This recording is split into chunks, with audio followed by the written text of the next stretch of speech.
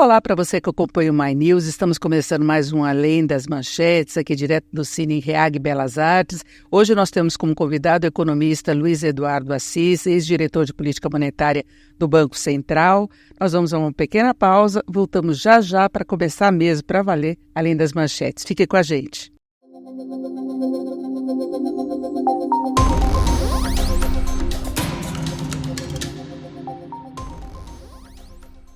E agora sim, começamos o Além das Manchetes. Como eu já antecipei, nós temos hoje como convidado Luiz Eduardo Assis, economista, ex-diretor de política monetária do Banco Central, com a gente a Mara Luque e também Marcelo Fonseca, que é economista-chefe da Reag Investimentos. O presidente Lula mudou um pouco o tom, na questão fiscal, veio aquela promessa de corte de gastos que a gente ainda não sabe como é que vão ser esses cortes aí, bem modestos. Deixou um pouquinho de lado a questão dos juros, Banco Central, mas eu queria saber como que você avalia o cenário, agora que nós temos, inclusive, essa regulamentação urgente de reforma tributária na Câmara. Eu acho que essa turbulência que a gente viveu recentemente era totalmente desnecessária. Eu acho que tem a ver com o voluntarismo do presidente. Felizmente ele foi aconselhado, felizmente ele aceitou os conselhos, moderou as suas manifestações, o mercado se acalmou um pouco.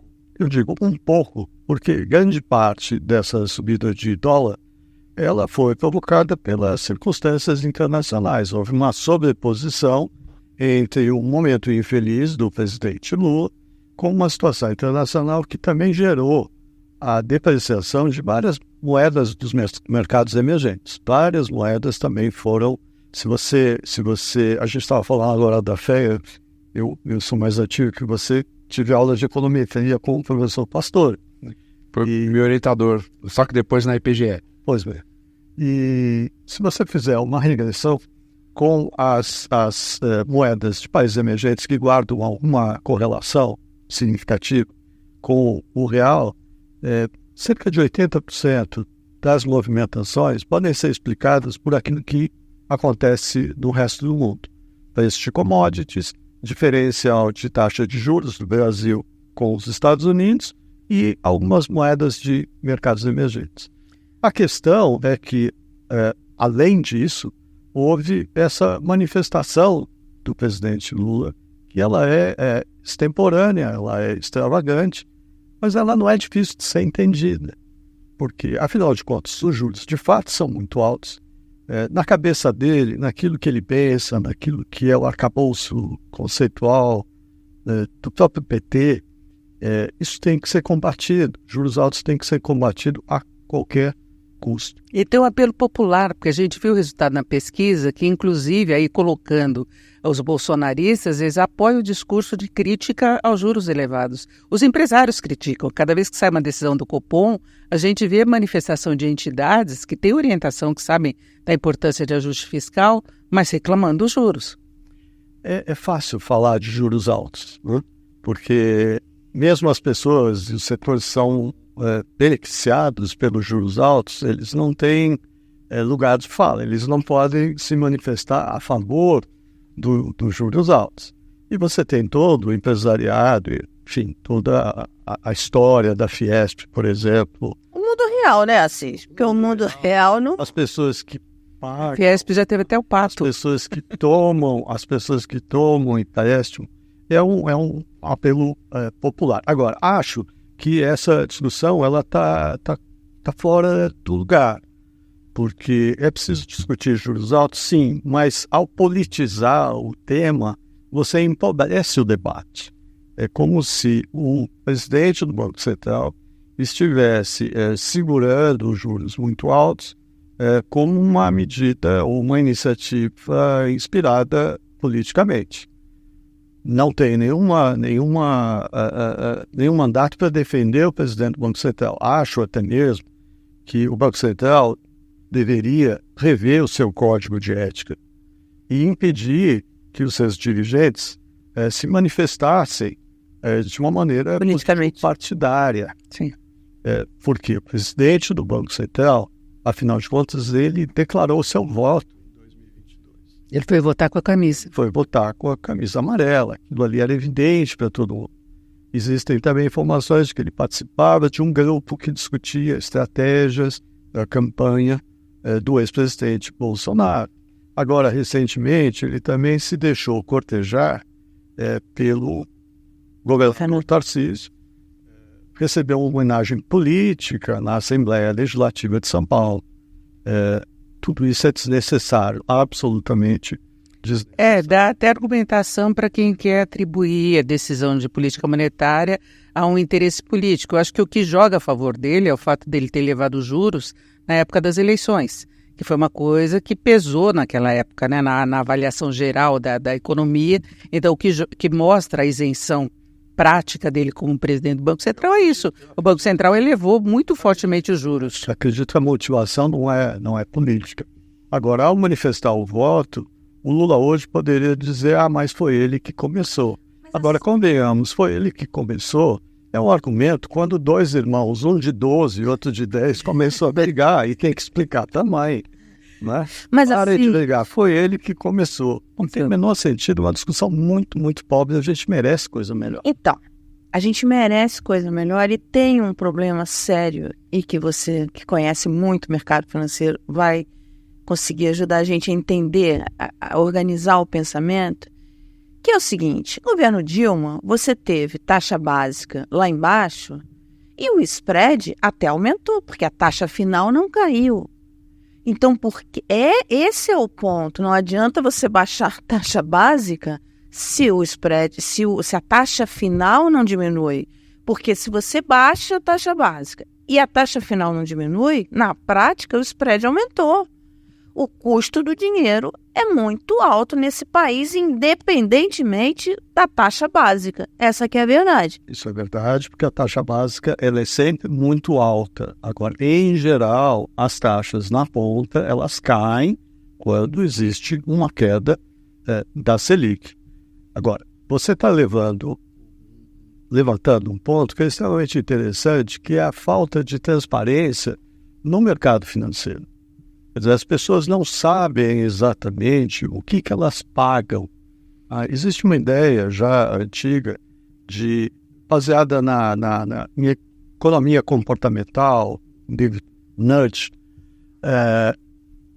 de que você poderia garantir uma transparência maior e, portanto, estimular a concorrência entre os bancos se você obrigasse os bancos a informarem os seus clientes quanto que eles pagaram de juros e tarifas no mês passado. Você sabe quanto você pagou no seu celular, você sabe quanto você pagou de água, de luz, você não sabe quanto que você pagou de banco. Então, essa é uma medida simples, como são todas essas medidas baseadas em economia comportamental, que poderia fazer com que você, de posse desse recibo, desse extrato, que deveria ser padronizado, permitir uma comparação muito simples, você poderia sair do banco A e falar, olha, eu comprei esses produtos do banco B, comprei esses produtos do banco A no banco B, no mês passado eu paguei esse montante. E eu tenho certeza que as pessoas vão ficar muito, muito surpresas ao saber quanto que elas pagaram de banco no mês passado. São medidas como essa que poderiam estimular a concorrência. Porque hoje, se você está no supermercado e você quer mudar de marca de iogurte, você, ao invés de dirigir o seu braço para essa direção, você dirige o seu braço para essa direção e você fez uma troca de fornecedor. Se você quiser sair de um banco, é muito complicado. Mas agora tem portabilidade do cartão de crédito, que é um dos grandes problemas, né? O estímulo à portabilidade é o estímulo à concorrência. Isso gera maior transparência e maior concorrência significa menor capacidade de manter spreads quando as taxas de juros caem. Agora, o fato é que os juros são cronicamente altos no Brasil, com exceção aí do período da pandemia, que a gente viveu juros muito baixos pelas razões conhecidas.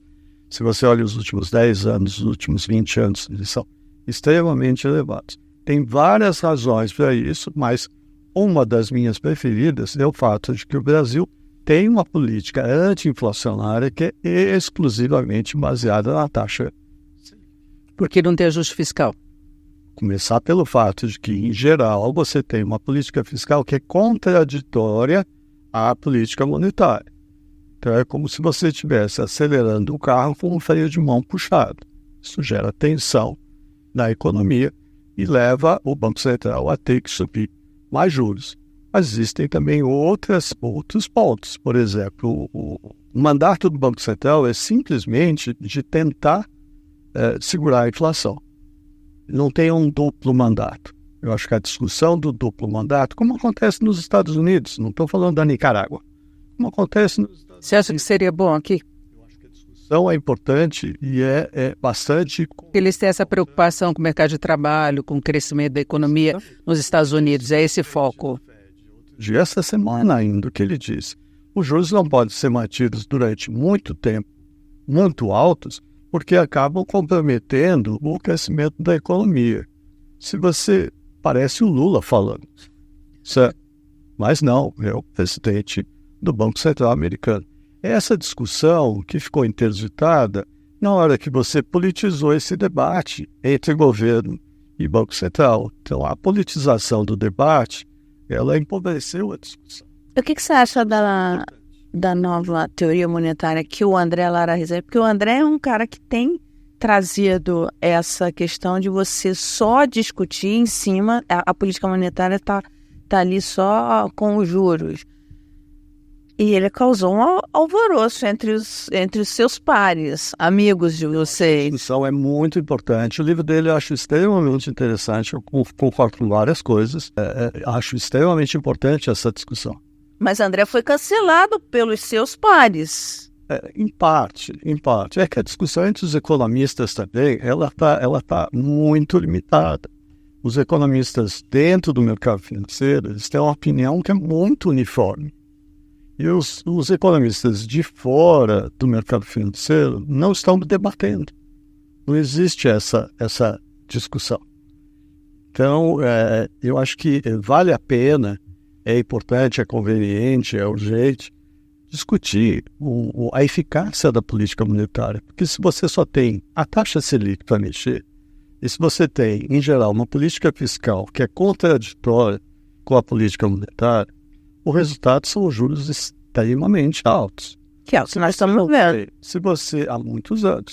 Se você não tem, em contrapartida, algum outro problema com o qual o Banco Central tenha que lidar, não há teto para esses juros.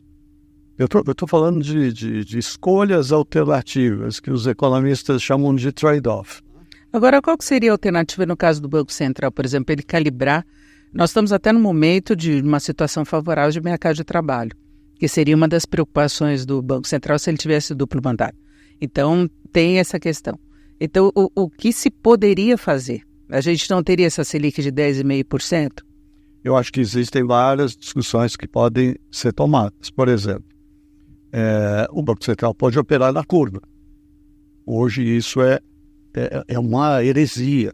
O mercado tem urticária de ouvir isso.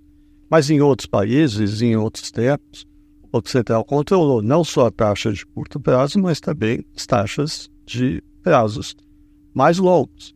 Existe a questão da política de crédito, que também é uma heresia hoje, é um tema proibido. Mas nos livros, textos, e em vários países do mundo, o Banco Central opera através dos compulsórios, estimulando ou reprimindo a política de crédito. Hoje, esse debate está interditado, sem falar de estoques reguladores. O Brasil teve durante anos estoques reguladores. Não tem mais, desde o governo Bolsonaro, não tem mais estoques reguladores. Ou o controle da oscilação do câmbio. Não se está falando aqui de controle cambial. Lembrando que, durante anos, o sucesso do Plano Real foi baseado em controle cambial. E nas últimas semanas se falou dessa possibilidade. Por que o Banco Central não atuou em algum momento quando houve aqueles períodos de maior nervosismo? Poderia ter atuado. Não houve um ataque especulativo. O mercado financeiro não é maluco o suficiente de tentar encurralar um Banco Central que tem quase 400 bilhões de dólares de reserva. Houve um ataque especulativo. E se você olha a volatilidade do dólar nos últimos 10 anos, o que aconteceu nas últimas 4 semanas, não é nada de extraordinário, não é nada de diferente daquilo que aconteceu. Mas o Banco Central poderia evitar que houvesse uma oscilação tão significativa. Isso é muito, muito diferente de âncora cambial e é completamente diferente de congelamento de câmbio. E uma outra questão que eu acho que é extremamente interessante, que é também uma discussão interditada, que é a desindexação. Quer dizer, nós temos 30 anos depois do combate exitoso contra a inflação, nós temos ainda mecanismos de indexação que são tipicamente brasileiros e são desnecessários. Por exemplo, todos os contratos têm reajuste anual. A nossa inflação, diz o mercado, vai ser de 4%.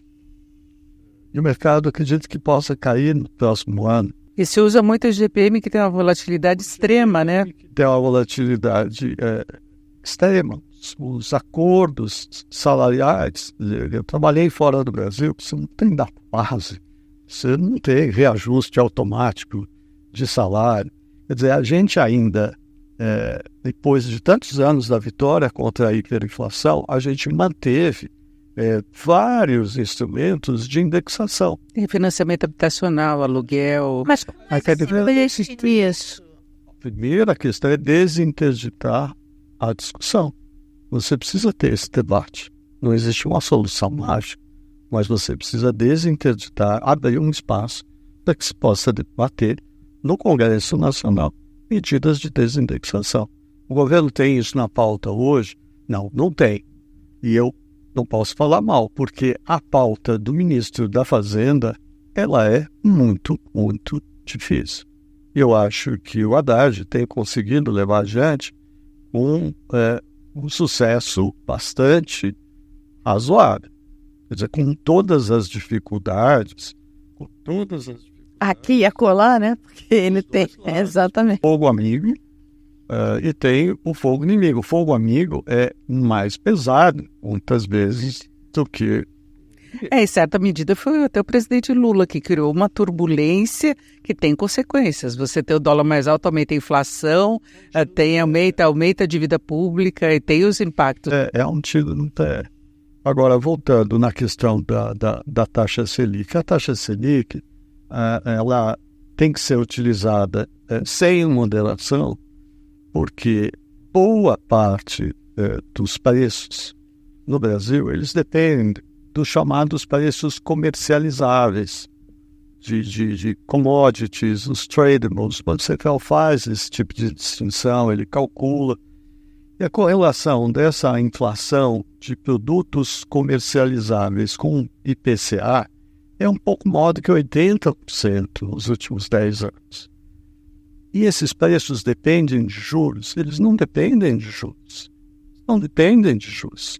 Ou dependem muito pouco e muito indiretamente. Eles dependem da taxa de câmbio e dependem do preço das commodities. O que depende realmente de juros é o preço de serviços, que representa uma pequena parcela do IPCA. Então, o Banco Central tem à sua disposição a utilização da taxa Selic, mas a eficácia da taxa Selic, por todas essas condições, a começar pelo fato de que ele tem que enfrentar também uma política fiscal expansionista, ela é muito pequena, o que significa que só vai surtir algum efeito se você tiver taxas extremamente elevadas. É como se você tivesse uma mangueira cheia de furos. Você tem que aumentar a vazão para chegar a alguma coisa na outra. Agora, te preocupa a mudança da direção do Banco Central? Esse é um grande tema. Eu acho que o mercado deveria estar mais preocupado do que está hoje. Mas o mercado precificou o Galípolo. O Galípolo está precificado pelo mercado, não está? Acredito que não. Marcelo? Acho que essa é uma pergunta bastante difícil.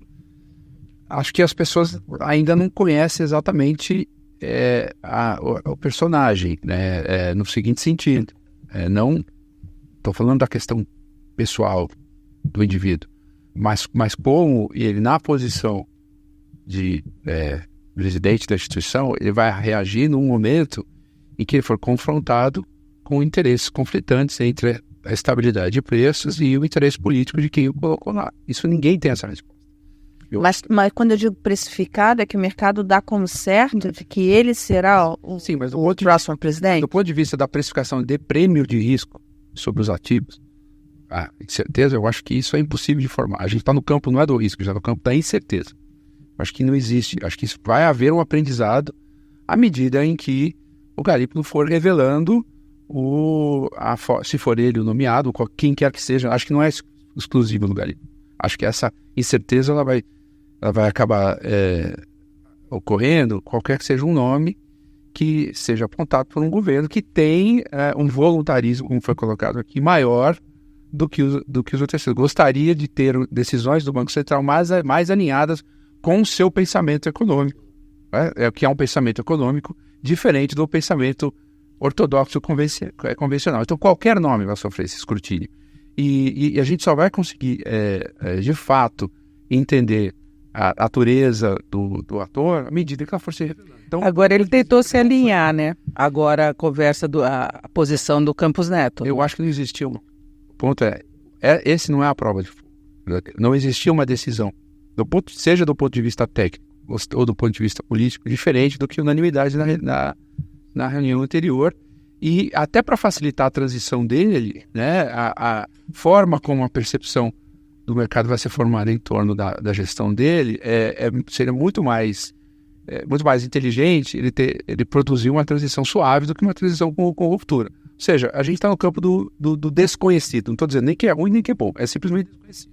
Mas, tecnicamente? O fato é que o Lula deixa muito claro o que ele espera. E esse que joga contra, né? É aquele fogo amigo. Ok, mas ele vai ser uma vez nomeado, ele tem autonomia. Preceito bíblico. Dois senhores. Não servirás a dois senhores. Vai ter que escolher. Agora, com certeza, eu tenho certeza disso, tenho informação sobre isso. O presidente do Banco Central será sabatinado pelo Senado. Compromisso. Claro. Tá certo? Até porque também esses diretores que foram nomeados também foram sabatinados no Palácio do Planalto e como o próprio Gabriel Galego. E vai ser feita uma encomenda, tá certo? Você vai reduzir juros, você vai subir juros. Eu acho que a escolha vai ser baseada nesse tipo de diálogo, nesse tipo de resposta. O mercado não acredita nisso. Se você olha o pré-fixado de 1 ano e de 2 anos, você vê uma elevação de juros. E aí tem uma diáspora, né? Porque se você olha para o Focus, os economistas estão prevendo uma redução da Selic, prevendo uma pequena redução. 9,5. No final do ano que vem. Se você olha o papel de 1 ano pré-fixado, não tem elevação. Muita gente fala em elevação dos juros, né? E muita gente fala de elevação de juros. E essa disputa vai ser muito interessante. Essa seria, então, a incerteza em relação à futura direção? E essa é a incerteza que me faz dizer que o mercado não acredita que o Lula vai fazer prevalecer a sua opinião sobre o Banco Central e sobre como o Banco Central deve administrar as taxas de juros. Se o mercado não joga isso na projeção que vai para o Focus? Porque são dois mundos, Marcelo sabe disso. Eu fui economista-chefe de um grande banco internacional. Os economistas, eles fazem lá as suas previsões, mas eles não compram e nem vendem. Quem compra e vende... É o trader, é a mesa. É a mesa. Pode ser a mesa de clientes, é o CIO, é o Chief Investment Officer, é o tesoureiro, que tomam as decisões. E as decisões do mercado, elas prescindem de um debate acadêmico, porque é tudo muito rápido. Eu compro, subiu, eu estava certo.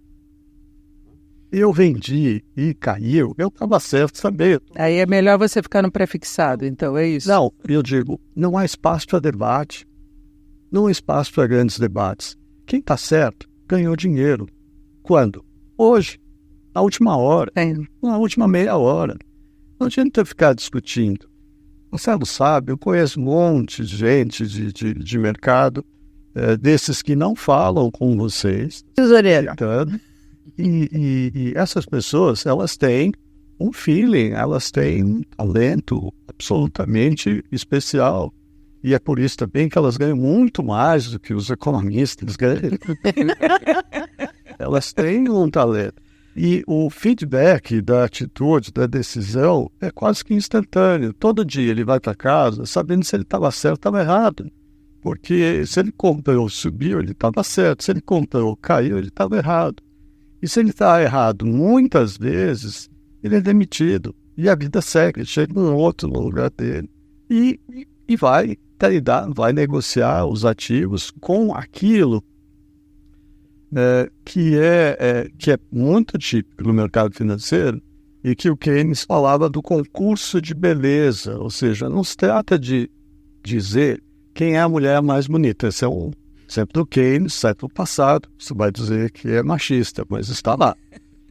Não se trata de dizer quem é a mulher mais bonita. A questão é saber quem que as pessoas vão escolher como a mulher mais bonita. É um jogo de espelhos. Ou seja, eu quero saber, eu, trader, quero saber se as pessoas acham que o dólar vai subir ou as pessoas acham que o dólar vai cair.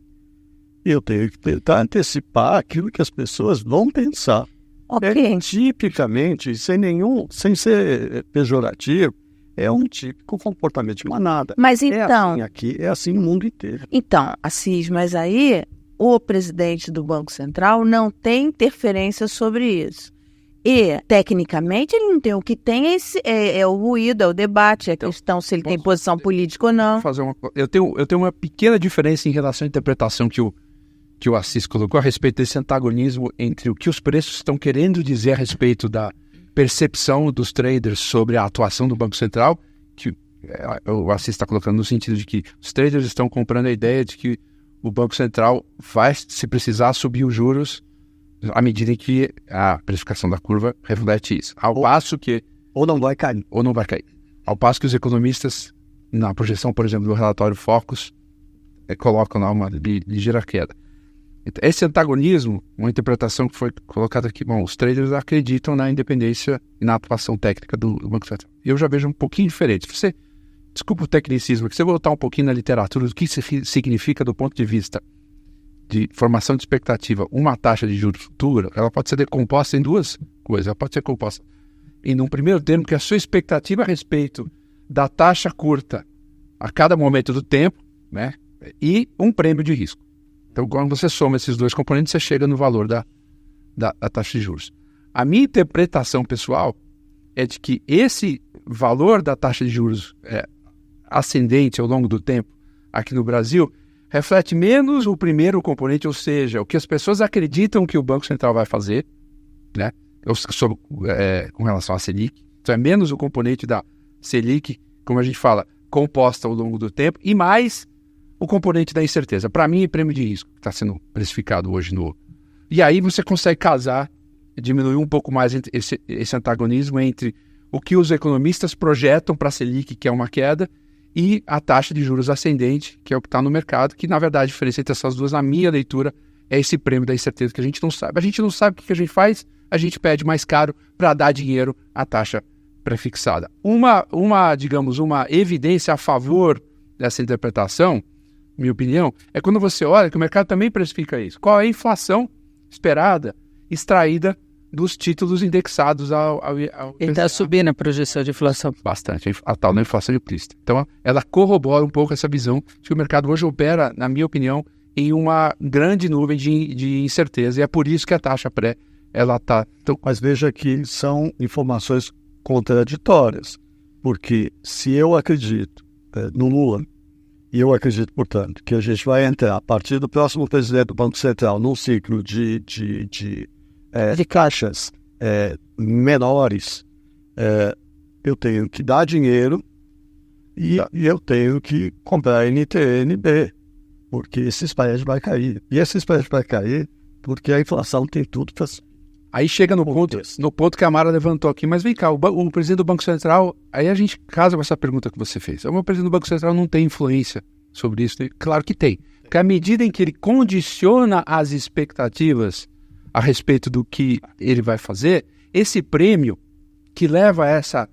A gente está falando de uma inconsistência clara aqui, do próprio mercado, a gente, né, em duas medidas diferentes, o focus e a precificação.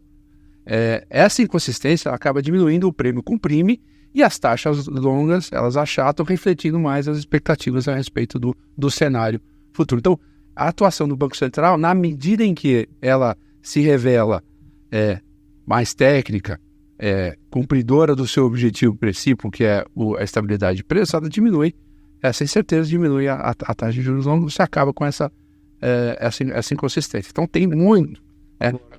Então, aquela primeira decisão dividida, então, piorou, aumentou o prêmio por conta disso, aquela divisão, que coincidiu com os diretores indicados pelo Lula e o... Mas tem visões diferentes sobre o que deve ser a trajetória da taxa de juros. Agora, quem escolhe o presidente do Banco Central, e não vai haver nenhum problema no Senado nessa discussão, na minha opinião, ele pode escolher quem ele quiser, o Senado vai aprovar.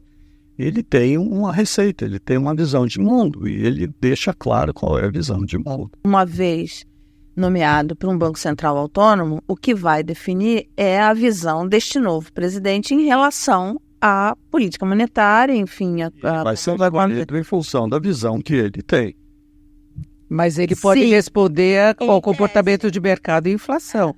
E ele vai ultrapassar a próxima eleição presidencial. Ele tem 2 anos depois da próxima eleição. Então, pensando em transição, ele deveria, na verdade, trabalhar com as convicções dele, em tese. O Lula deve imaginar, uma hipótese básica, que não vai haver transição em 2026. Ele vai se reeleger. Ele vai se reeleger. Ou alguém... O Galípolo também teria que acreditar nisso. O que eu acho é que o mercado ainda não caiu a ficha, cara, que de fato você pode ter uma alteração, não digo revolucionária, mas significativa. Função de reação do Banco Central, das preferências entre, digamos, estabilidade de preços e o crescimento econômico. E o crescimento econômico e levando em consideração todos os efeitos colaterais cáusticos, né? Nós já passamos por isso no governo Dilma. Tombini, né? Sim, mas... Que deu no que deu. Não estou dizendo que vai dar certo. O regime atual, jurídico, e não é um regime que o Banco Central ele é independente a ponto de das suas ações elas serem inconsequentes para si mesmo. Não, ele responde a um poder instituído. Nesse debate que ficou interditado de que o Banco Central é como se fosse um ser à parte do sistema político, não é verdadeiro. Ele responde a um poder constituído, que é o Senado Federal. O Senado Federal que vai avaliar. Mas que só pode fazer alguma coisa em condições muito específicas. Muito. Nunca ia demitir porque ele está baixando os juros. Isso não tiraria. Está subindo os juros, mas nunca vai demitir porque subiu os juros desnecessariamente ou porque votou com a camisa amarela. Quer dizer, o accountability do Banco Central ele é pequeno. Quer dizer, vocês todos devem ter lido o livro do Pior Emprego do Mundo. Se você comparar o pior emprego do mundo, que é o emprego do Haddad, com o emprego de presidente do Banco Central, são coisas muito diferentes. E o secretário do Tesouro? Porque também é difícil. Também é difícil a vida dele. O Banco Central, ele não tem a contrapartida, né? Que em geral nós temos na vida. Né? Eu gosto de comer torta de chocolate. Se eu comer torta de chocolate todo dia, o dia inteiro, isso vai dar um problema. Vou ganhar umas 4 arrobas, vou ter problema de saúde. Ou se eu beber vinho todos os dias, eu vou ter um problema. Tem um trade-off. Na vida existe. Hoje, o Banco Central não tem limite para subir juros. Ele pode errar, subir os juros, a inflação caiu muito. Mas aí a gente volta à história do André. O problema é o modelo. Essa é a discussão que cabe. Essa é a discussão que cabe. O duplo mandato, por exemplo, eu acho que é uma discussão que cabe, porque isso significaria tornar a decisão do Banco Central mais difícil. As nossas decisões são mais difíceis. Agora, Luiz Eduardo, tem um cenário que agora está sendo desafiador para os bancos centrais de modo geral, que os juros estão altos e as economias não estão reagindo como se esperava, e principalmente o mercado de trabalho. Nos Estados Unidos você tem pleno emprego, com essa chiadeira toda do mundo com relação à manutenção de juros elevados, todos os reflexos, e eles estão numa situação de emprego muito boa. Aqui no Brasil nós chegamos a esse nível de 10,5% e o desemprego caindo, né? Então não está tendo essa equação da forma como deveria ser. Está sendo desafiador, e você vê isso nos documentos do FED e também do Copom aqui no Brasil, né? Mas é por isso que a economia é muito interessante.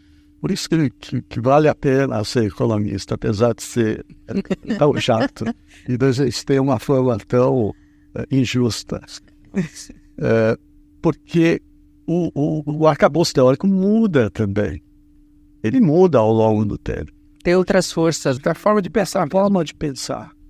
Hoje existe, por exemplo, uma discussão dentro do FED, do Banco Central Americano, a respeito do papel das expectativas. Será que as expectativas de fato contam tanto quanto o regime de meta inflacionária pressupõe? Isso quem está discutindo não é um economista heterodoxo brasileiro, é um economista do FED. Fez um paper extremamente interessante, Jeremy Roth, que fala sobre o papel das expectativas. E ele tem uma opinião completamente contrária àquilo que é a base de sustentação do regime de metas. As discussões elas evoluem e mudam, o raciocínio muda, a maneira de pensar. Você tem tanto no governo quanto na Faria Lima. A Faria Lima tem um modelo pronto, que ela não abre mão, é isso. E o governo tem um modelo pronto, que ele diz, é isso, só que o Lula está ali cobrado pelo PT, pelos amigos do PT, que criticam o Haddad por ter se alinhado à Faria Lima. Enfim, aí a vida do Lula não é fácil também, não, né? Não, certamente não é fácil. A vida do presidente do Brasil também não vai ser fácil. A vida do ministro da Fazenda é pior ainda. E a vida do presidente do Banco Central não é tão difícil assim. Você acha que a vida do ministro da Fazenda é pior do que a do presidente? Porque o presidente... Assis, olha só, para um presidente... A vida do Haddad é pior do que a vida do Lula. Por quê? As escolhas, porque ele nem sempre conta com o apoio do Lula. Ele nem sempre... A gente está vendo aí nessa discussão, agora, recentemente, da política cambial, da política monetária, mas a gente tem também a discussão da reforma tributária. De gastos, fiscal. A questão fiscal. A ideia que é muito entranhada dentro da ideologia do PT de que o gasto público é autofinanciável. O fato dele estar nele é ministro da Fazenda de Lula. Lula apoia ele, porque senão já teria demitido. Agora, Lula também tem um eleitorado. Tem um apoio ali do PT que ele não pode chegar e falar, vocês estão tudo errado, o que é certo é isso. O cara tem que administrar essas duas forças, porque tem uma questão política ali. E o presidente tem que... O presidente é legítimo que ele fale que quer a queda na taxa. Politicamente, é legítimo. Não é uma declaração técnica. Alimenta... Mas é a forma como ele fala, né? Mas é legítimo. É a forma como ele fala, né? Tira a autoridade do Haddad. Com certeza. Para perseguir um objetivo que é politicamente já muito difícil. Então, embora ele tenha legitimidade para falar o que ele quiser. Agora, para os objetivos que estão colocados na mesa, quais são os objetivos? X, Y, Z, entre eles, conseguir um espaço de um bom desempenho da economia brasileira, seja por motivos altruístas, seja por motivos oportunistas de reeleição, não interessa, para atingir esse objetivo vai ter que se passar por um cenário de estabilização desse problema fiscal. Para alcançar esse objetivo, ele precisa empoderar o ministro da Fazenda. A economia tem que funcionar bem, né? Ele poderia demitir, ele pode demitir o ministro a qualquer momento. Mas consequência... Existe claramente uma divergência na questão fiscal. O Lula e outras pessoas do PT acreditam piamente nesse modo contínuo, no autofinanciamento, ou seja, e eu aumento o gasto público, preferência através de investimentos, faço déficit.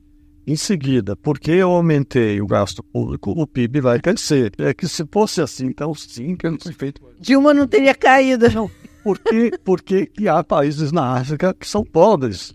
Não, será que eles não descobriram ainda? Se fosse assim? Coloca dinheiro lá que funciona. Em termos... concretos, como é que você avalia hoje a situação fiscal do país, a perspectiva, pegando o horizonte daqui para o ano que vem? A perspectiva, ela não é boa porque não há convicção do governo. Há uma firme convicção do ministro da Fazenda. O ministro da Fazenda nem sempre é capaz de explicar isso para o presidente da República. E o fato, e os números são muito fortes, é que a arrecadação ela está subindo em torno de 5%, 6% ao ano, pegando 12 meses contra os 12 meses anteriores, e os gastos do Tesouro, os gastos federais estão subindo acima de 20%. Isso não é sustentável. Isso não é sustentável. Em algum momento pode existir algum tipo de desarranjo. Isso não é por uma questão de insolvência. E aí eu concordo com o André Lara. Não é a analogia que se faz de uma empresa ou com as finanças pessoais. Eu acho que não é correto, porque não é que vai haver um calote na dívida. Mas, em algum momento, e aqui de novo, voltando para o jogo dos prêmios, é possível que as pessoas pensem que isso não é insustentável, que vai acontecer alguma coisa muito séria, você tem uma corrida, uma fuga de capital, isso pressiona o dólar, isso pressiona a inflação, isso aumenta a taxa de juros que vai incidir sobre uma dívida que naquele momento já vai estar maior ainda e você pode entrar numa espiral que é devastador. Mas sabe o que eu... Então, não é possível você ter uma inconsistência fiscal de uma maneira permanente. Mas, para isso, o governo precisa abrir mão da ideia do modo contínuo. E realmente é difícil, porque, vejam, é um governo que é preso das suas próprias convicções, algumas delas equivocadas, e ele também não tem maioria. Ele está encurralado no Senado. E a dificuldade de, mesmo que tenha ideias que sejam convergentes, e não é o caso do governo hoje, mesmo se tivesse, teria dificuldade de fazer passar no Congresso. A questão da Previdência, por exemplo. Qual é a justificativa, com todo o respeito que eu tenho aos aposentados, qual é a justificativa para que os aposentados tenham um aumento real? Se esse aumento real, além da inflação, ele deve estar refletindo o aumento da produtividade. Por definição, na condição de aposentados, eu sei que os aposentados trabalham também, mas na condição de aposentados, eles não contribuíram para o aumento da produtividade. E, no entanto, essa regra ela tem um impacto muito forte sobre as despesas do governo, extremamente. Mas aí você entra numa questão que é a pobreza do país. Sim. Entende? Porque você tem programas sociais que nunca tivemos. Nunca tivemos. Se você compara Bolsa Família hoje com Bolsa Família de Lula 1, Lula 2, é várias vezes maior. E o Bolsa Família apenas. Tem, por exemplo, o BPC, que é um benefício para quem não conseguiu se aposentar, né? Um idoso, um lar de renda per capita muito baixa, não me engano, abaixo de um salário mínimo. É para não ficar sem a renda. Ficar sem uma renda de subsistência. A lei mudou, o benefício de prestação continuada em 2021, no governo Bolsonaro, e tornou muito mais flexível, né? A regra era de 25% por membro da família. Ficou muito mais flexível e essa linha de despesa está explodindo. Agora, o governo tem condições políticas e convicções políticas de mudar isso? Não acredito. Tem convicções políticas e convicções políticas de mudar a regra do salário mínimo? Não. O que o Lula olha é o valor. Ele olha lá, o salário é tanto, isso é pouco. Mesmo com o aumento real, o aposentado ganha pouco. Não dá para viver em condições boas. É isso que ele está olhando. Então, é o lado social com o qual o Haddad tem de lidar. Ele tem que manter isso e, do outro lado, ele tem que fazer o ajuste fiscal. Veja, Denise, que esse é um presidente diferente daquele que a gente conhecia. Que aceitava as condições fiscais. As condições. O Lula, ele é mais onipotente. E eu acho que... Escuta menos, né? Escuta menos. E voltou a convicções anteriores que ele tinha, porque ele tinha uma flexibilidade... Talvez que ele tinha um certo pragmatismo que ele não tem mais hoje. Eu acho que isso pode ser entendido à luz da história recente, porque ele estava preso. sem nenhuma perspectiva de sair. Inelegível. Né? Morre a mulher, morre o irmão, morre o neto. De repente, as coisas começam a mudar. Né? Ele é solto, ele casa e ele vira presidente novamente. A gente vai esperar a humildade de uma pessoa com essa história? A gente vai esperar que essa pessoa não pense que ela é onipotente? Eu sou capaz de virar o jogo, é isso? Eles que estavam do meu lado não ficaram do meu lado. Eu segui a receita e depois me largaram, me jogaram. É tudo que ele acompanhou na época do processo. Que não é pequeno. Agora o Haddad estava do lado dele. Aí tá a história. Mário Palocci está fazendo. E eram as ideias do Palocci, né? Exatamente. A minha percepção é que o Haddad tem dificuldade de convencer o presidente de vários assuntos, de vários temas. E tem o fogo amigo, né? Porque ele é visto como... Tem a ala política, né? Tem a ala política, o fogo amigo tá com Galípolo na mira também, né? Essa vai ser uma coisa interessante para a gente observar. A gente vai... No momento que ele virar vidraça, ele pode entrar no Fogo Amigos. Ele tem que lidar desde agora com o que ele está falando. Ele já está no alvo do Fogo Amigo. E isso daí eu acho que pode interferir na decisão final. Ele é extremamente hábil, ele é extremamente inteligente e politicamente muito hábil. É verdade. Agora, Luiz, você falou da questão da inflação. A tendência na sua avaliação é de alta? É isso mesmo? Olha, eu sim, na condição de economista sem fins lucrativos, eu me permito não fazer previsões para prazo mais longo, até porque eu ainda, na semana passada, estava checando as previsões feitas de inflação 18 meses antes. Os resultados são muito ruins, porque a nossa profissão é uma profissão de baixa autoestima. Então, quando vocês perguntam para a gente quanto que vai ser a inflação em 2025, a gente responde, mas a gente não sabe. Pior que eu tenho que responder o câmbio, né? Agora, veja, a inflação agora, de junho, o IPCA, surpreendeu. Teve a ver com alimentação também, né? Mas essa é a previsão do passado, do mês passado. Então, como é que o economista pode saber quanto a inflação vai ser em 2025? E tem outras variáveis, né? Luiz Eduardo... Nós erramos a previsão do mês passado. Luiz Eduardo Assis está comprado ou vendido em juros? Eu acho que os juros estão altos. Eu estou dado. E você? Eu acho que os juros na curva estão altos. Eu tenho bastante prêmio embutido ali. Eu acho essas taxas... Agora tem um outro efeito dessa questão dos juros. Não é Selic. Então, mas tem um outro efeito para a economia, além do custo do crédito e tudo isso, no momento de incerteza de as empresas aproveitarem esses juros para investir, uma coisa que a gente já tem no histórico do Brasil, em vez de apostar em produção, em melhoria. Por exemplo, quando você pega uma indústria, quando você pega uma empresa, o quanto ela pode ganhar no mercado financeiro, talvez compense para ela deixar de investir na atividade, não? Mas tem, assim, múltiplas mediações, né? Porque depende muito da atividade, depende muito daquilo que vai ser o objeto do investimento e depende daquilo que é o custo do funding, o custo do investimento. O BNDES está com tudo, a FINEP também está aumentando bastante o financiamento. Mas a questão básica do investimento é o fato de que se você não tem uma perspectiva de crescimento, e a perspectiva de crescimento hoje, que eu acho que é consensual, é de que nada de catastrófico vai acontecer, mas o Brasil vai continuar crescendo. Patinando. Fica lá nos 2, né? 2 e pouquinho. Isso é desanimador.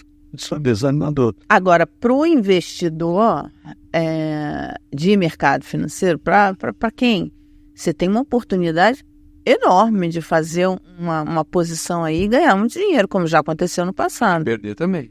E de perder também, verdade. Um desses últimos 2 anos. Nesses últimos 2 anos, né? Porque também isso é interessante e bem lembrado, né? A Ambima calcula um índice, que é o IHFA, dos dos hedge funds. Mercado. Esses fundos, eles podem fazer tudo o que eles quiserem. Eles podem ficar comprados, vendidos, comprar dólar, dar dinheiro, comprar bolsa, vende bolsa, pode fazer tudo o que quiser. A rentabilidade do primeiro semestre foi 0,09. Um Selic de 5%. Eles não estão batendo a Selic, né? Não, nós estamos batendo 5 pontos abaixo da Selic. Não conseguiram ganhar dinheiro, nem com câmbio. Não estavam comprados em dólar. Não estavam comprados. Isso não explica esse mau humor deles? Porque isso não é uma coisa de agora. Esse desempenho dos hedge funds nos últimos 2 anos... Tem aí também uma distinção, porque nesse ambiente de juros muito altos, você pode dividir o mercado financeiro. Os bancões dependem de crédito, dependem cada vez menos de crédito, mas dependem de crédito. E aquilo que é boa parte da Faria Lima, que é wealth management, fundo de investimento. Juros muito altos durante muito tempo para a indústria de fundos, para a indústria de asset management, administração de recursos, é péssimo, é muito ruim. Porque você, nesses fundos, por exemplo, você tem alta volatilidade e baixa performance. Na Selic, você tem baixíssima volatilidade e alto rendimento. Então é como se eu perguntasse, você prefere ser rica com saúde ou pobre e doente? Se é rico com saúde, alta rentabilidade e baixa volatilidade, eu vou para o tesouro direto. E o resultado é que esses fundos, eles estão perdendo muito. Então, em geral, eles cobram 2% de taxa de administração, e se tivesse performance, eles cobrariam ainda mais 20% sobre aquilo que excede o CDI. Esses fundos estão derretendo. E aí, o dinheiro vai para onde? O dinheiro vai para fundos DI, que cobram 1/10, geram uma receita que é 1/10 daquilo que um fundo multimercado. Agora, dizem que o mercado gosta quando acontecem esses movimentos mais pesados.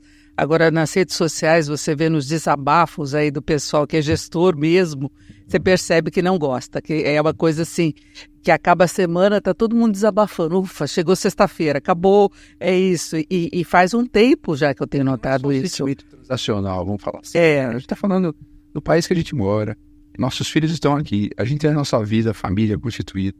Então, a gente, no fundo, todo mundo está torcendo para dar certo, até pelo retorno financeiro. Mas isso é um pedaço da história. Né? Então, essa ideia que ficou mistificada de que o sistema financeiro é o grande vilão. Estou falando da dificuldade de lidar com esses solavancos do próprio mercado, que a coisa acontece e é difícil, porque se você erra a mão, você entra errado.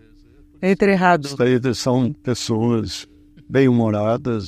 Eu me lembro uma vez, um dia terrível, sabe tudo? Eu estava passando na tesouraria, na frente de um trader, já faz algum tempo, e a brincadeira, quando tem um dia assim, joga a serragem para tirar o sangue, né? O sangue. Eu acho para mim que esse é o pior emprego do mundo, você gerir o dinheiro dos outros e ficar administrando o fundo. A mim, eu joguei serragem, mas ela boiou.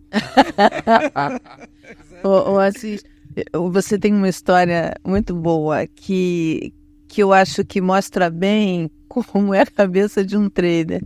Conta aquela história do cara do encanador que liga lá, da obra. Você lembra de cada coisa. Do tempo que as pessoas ficavam o dia inteiro no telefone comprando, vendendo. Essa história é real. Detalhe, essa história é real. Uma capacidade fantástica de falar ao telefone. E eu estava falando com um desses caras de mesa e tocou o telefone, ele estava lá, fone, e aí ele escuta um pouco, e aí ele fala assim, não, mas não é para pintar a parede, é para derrubar a parede. Mas não é para escolher a cor. E eu combinei com você hoje cedo que era para derrubar essa parede. Se eu voltar hoje, se essa parede estiver de pé, você vai ter problema comigo. Tá ok? Entendeu? Entendeu. Desligou. Eu perguntei quem era. Ele falou, era engano. Ele falou...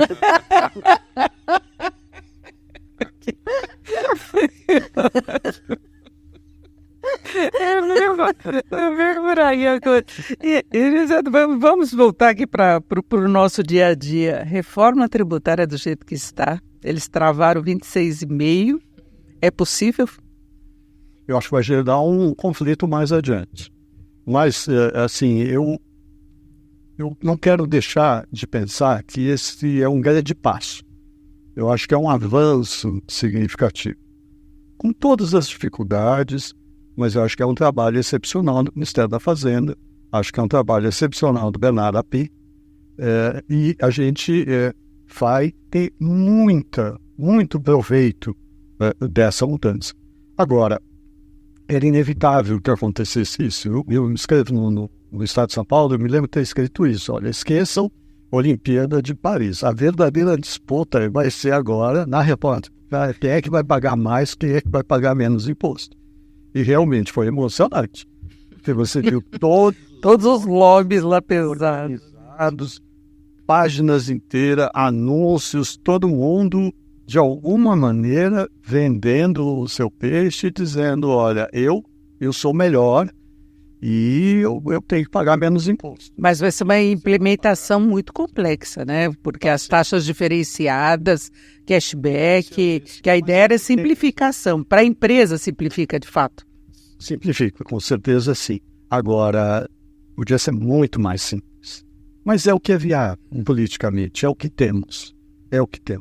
A gente criou no Brasil um sistema institucional que tem tantos checks and balances que a gente não consegue ter alguma coisa cristalina. Ela é sempre mitigada, ela é sempre o resultado de uma enorme disputa de partes antagônicas e contraditórias. A produção de consenso muito complexa que muitas vezes imobiliza. O grande feito é que dessa vez não imobilizou e a gente conseguiu dar um passo. É melhor essa reforma tributária do que era antes.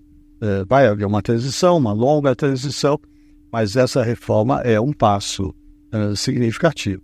Faltam muitas outras coisas. Acho que também vai ser inevitável em algum momento discutir reforma da Previdência. Você não pode ter esse crescimento de despesas da Previdência atrelado ao salário mínimo num ambiente de trabalho em que cada vez menos pessoas estão no mercado formal. A desindexação de gastos. A desindexação de saúde e educação. Educação, principalmente, tem um dado muito importante. Além do orçamento federal ter crescido muito, dentro do teto, você teve a aprovação do Fundeb, que representa 40 bilhões de reais adicionais. Na verdade, o Fundeb foi uma briga da sociedade, né? Então você vai na contramão. Muito importante. Essa é uma estatística que eu vi esses dias. O número de jovens adolescentes inscritos no ensino médio caiu nos últimos 20 anos cerca de 20%. Ou seja, o gasto per capita em educação Aumentou. E a gente, ou seja... E sem o retorno, né? Esse é o problema da qualidade de... A qualidade e a gestão, muito mais do que o orçamento. E tem a questão demográfica. Você tem cada vez menos jovens. Então, você precisa discutir na questão educacional o conteúdo, a valorização dos professores, sem que isso signifique privilégio. É toda uma discussão que está parada. Aliás, como você colocou bem aqui na questão monetária, essa é uma das inúmeras pautas que estão interditadas no Brasil há um bom tempo. Sim. E a gente precisa começar. Agora, é interessante como a reforma, a nova reforma da Previdência, ela veio antes do que era esperado. Porque havia um consenso de que teria que fazer uma outra reforma em algum momento. Duas coisas aconteceram. Mas veio antes, pandemia, né? Foi muito mais rápido do que se imaginava e também ninguém punha na conta que o benefício previdenciário pudesse voltar a ser indexado ao salário mínimo com o crescimento real tão significativo. Por isso, eu não acredito que esse governo tenha espaço ou vontade, nenhum apetite para discutir uma segunda reforma da Previdência. Isso vai ser empurrado. A gente pode discutir eventualmente uma reforma, uma continuidade da reforma tributária, pensando, por exemplo, em imposto de renda, mas não vejo maiores espaços para se discutir reforma da Previdência, assim como num governo com essas características, também não há espaço para se discutir reforma administrativa. É verdade.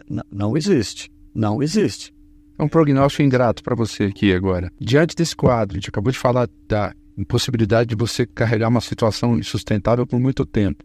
Tudo isso que a gente está dizendo, falando aqui, são elementos que compõem essa situação insustentável da dinâmica das contas públicas. A gente vai ser forçado em algum momento a discutir isso como discutimos no passado, mas essa situação vai ser necessariamente uma situação de crise, ou seja, só uma crise para nos levar à mesa, para trazer de volta esse debate? Não acho, porque uma variável, uma válvula de escape é a própria inflação. Eu acho que se a inflação sobe um pouco, você tem, tradicionalmente no Brasil, as despesas do governo, elas não são tão bem indexadas quanto as receitas do governo. A inflação, ela, portanto, todo o seu efeito dramático, extremamente negativo, ela é positiva das finanças públicas. Você inflacionário, né? Setores, recursos do setor privado, somente os mais pobres. Você resolve. Como antes existia. Você faz algum ajuste endógeno, não indolor, mas endógeno. Mas aí a questão toda dessas reformas ficaria na expectativa de ter um governo não populista. Da expectativa de ter um governo que tenha alguma maioria parlamentar que tenha uma proposta clara. Que o governo que nós temos hoje não tem uma proposta clara, por exemplo, de reforma administrativa. Não tem. É contra. Se fala, é contra. É contra. Não se fala em reforma da Previdência. Grande feito terá sido a reforma tributária. Ao contrário, o governo assumiu com parte dizendo que queria rever, inclusive, termos da reforma. E em relação à reforma administrativa, a gente viu o governo passando dificuldades agora por pressões, por reajustes salariais. Tem reivindicações justas, inclusive o próprio Banco Central cobra isso, né? Os funcionários do Banco Central também foi sucateado. Então, você pega uma situação que você tem que readequar e depois partir para a reforma administrativa. Talvez se o Congresso desengavetar, não é? Para as futuras reformas, a própria reforma tributária que a gente está vivendo hoje. Há quantos anos nós discutimos isso? Há muitos anos. Isso foi um longo consenso e foi um consenso possível. E está longe de ser ideal, está longe de ser perfeito, mas é um passo adiante. É um passo adiante.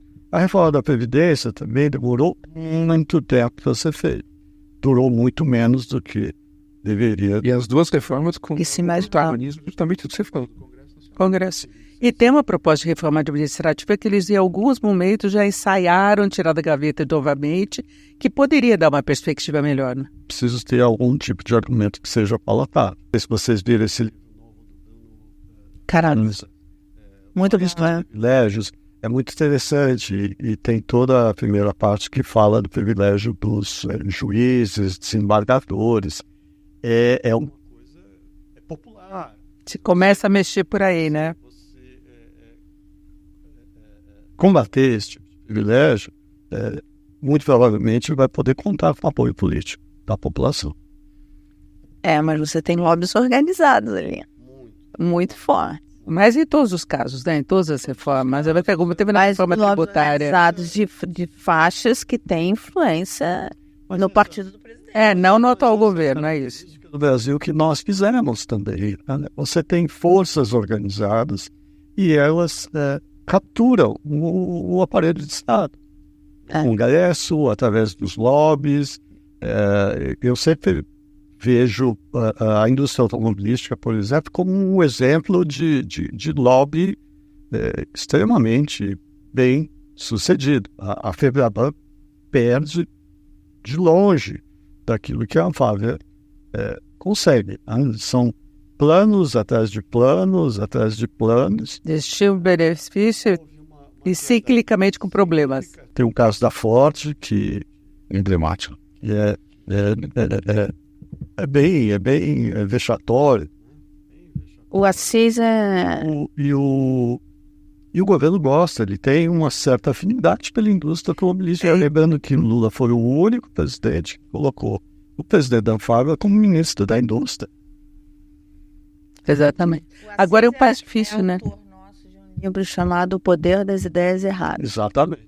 Qual é a ideia errada que você está vendo nesse momento que tem um poder de causar grandes problemas? Olha, eu acho que a ideia errada que merecia ser discutida é a ideia de que você pode combater a inflação exclusivamente através da taxa Selic. Eu acho que esse é um bom debate, é uma boa discussão.